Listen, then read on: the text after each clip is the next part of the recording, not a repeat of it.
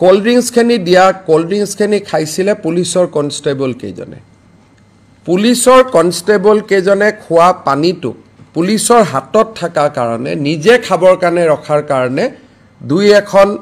দুই এজন বাতৰি কাকতে অভিযুক্তৰ কাৰণে বুলি ক'লে এটা অভিযুক্ত খাওক না খাওক ডিউটিত থকা পুলিচেটো পানী খাব লাগিব তেওঁলোকতো জুবিনৰ অনুৰাগী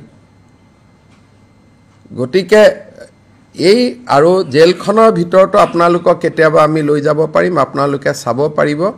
তাৰ দূৰ দূৰণিলৈকে কতো এয়াৰ কণ্ডিশ্যন নাই সেইটোকে কৈছো যে আপোনালোকে নিজে চিন্তা কৰক কালি যদি দুজন লৰাৰ মৃত্যু হ'লহেঁতেন তাৰ দায়িত্ব কোনে ল'ব লাগিলহেঁতেন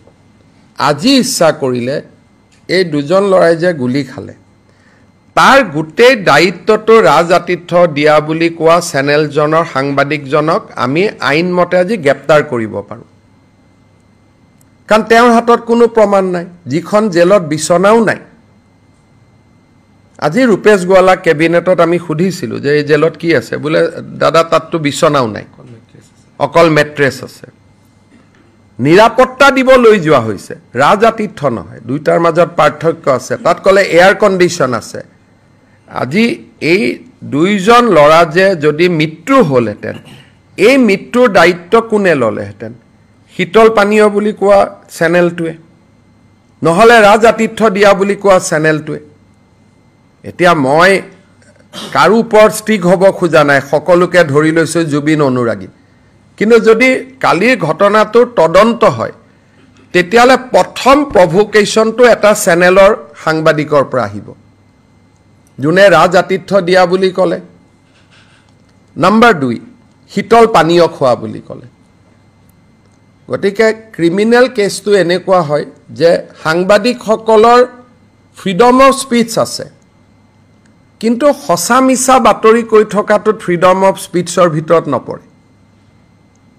গতিকে এই বিষয়টো মই ভাবোঁ যে আপোনালোকে যদি জেলখন চাব খোজে যাবও পাৰিব দুটা দিন পিছত পৰিৱেশটো অলপ ঠাণ্ডা হৈ গ'লে জেল ৰাজাতিথ্যৰ জেগা হ'ব পাৰে নেকি জেল কেনেকৈ ৰাজাতিথ্যৰ জেগা হ'ব পাৰে আমি একেখন টকা খৰচ কৰি জেলহে বনাইছোঁ আমিতো হোটেল বনোৱা নাছিলোঁ জেলত কি থাকে সৰু সৰু ৰুম থাকে এটা ৰুমৰ পৰা এটা ৰুমত আহিব নোৱাৰা ডাঙৰ ডাঙৰ ৱাল থাকে জেলত ৰাজাতিথ্য হ'ব পাৰে নেকি যদি আমি হোটেল এখনক জেললৈকে কনভাৰ্ট কৰিলোহেঁতেন তো ৰঞ্জন দৈমাৰীৰ ক্ষেত্ৰত আমি তেওঁক এটা গেষ্ট হাউচত ৰাখিছোঁ NDFBৰ বহুত কেইজন একিউজত চিৰাঙত এখন আমি গেষ্ট হাউচত ৰাখিছোঁ তাত ক'ব পাৰে ৰাজাতিথ্য বুলি আৰ্গুমেণ্টছে কিন্তু জেলতে ৰাখিলে জেলখন কেনেকৈ ৰাজাতিথ্য হ'ব পাৰে গতিকে বিষয়টো ক'লৈকে লৈ যোৱা হৈছে মই ভাবোঁ যে ডেফিনেটলি সেই পেপাৰখনক জাষ্টিছ সৌমিত্ৰ শইকীয়া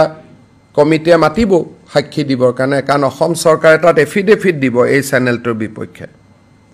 যাতে জাজে এইটোক চাই কাৰণ আমি যদি পুলিচে ধৰি লৈ যায়